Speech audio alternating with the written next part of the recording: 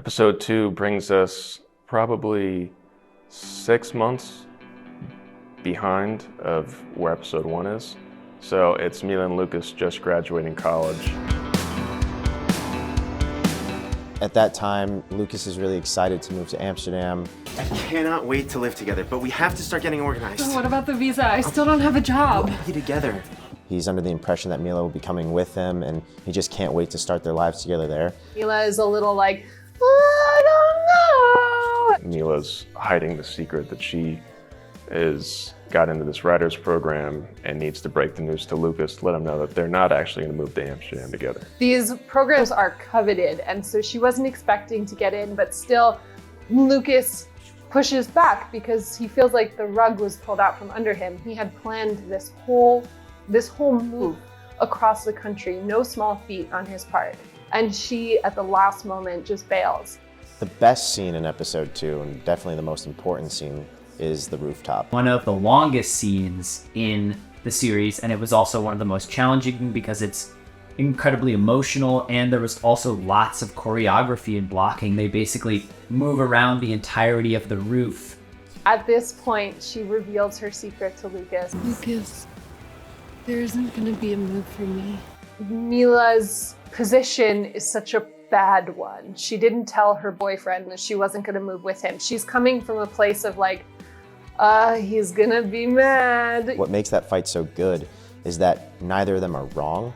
They both have valid points. That's a stalemate argument, you know? Lucas and Mila's relationship really gets this kind of deep grounding of their issues, their strengths as a couple so early on in the series. It's one of the bigger moments that we see them together too. So how they fight as a couple.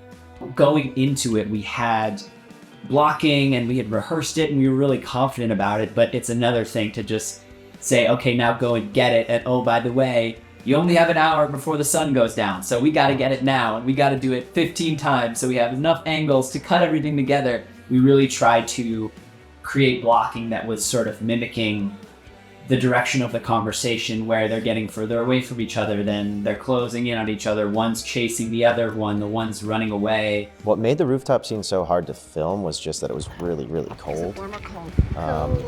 We did it sunset instead of sunrise, just made it easier for us. But it also means the sun's going down in LA, and that's when it gets very, very cold. While in LA, part of my role on set was to do the continuity reports, which is great because I'm editing, so it's nice to have my own notes and also just have those scenes fresh in my mind because I was there that day. But the problem with the rooftop scene was, 1, it was cold, 2, it was windy. I was hiding with our first AC, Logan, and I was just watching the monitor with him, but I had no idea what was going on. I didn't know what was being said. So after every time I hear Simon yell cut, I had to run out and run up to him and be like, how was that? What's going on? What are the notes? It felt almost voyeuristic in an interesting way because all the crew was hiding because the camera's moving around so much. So we're just hiding, peeking out and watching these two characters have this really intimate, really intense conversation. But we're left on the precipice. We're left on that rooftop. We don't quite know where our couple will end up.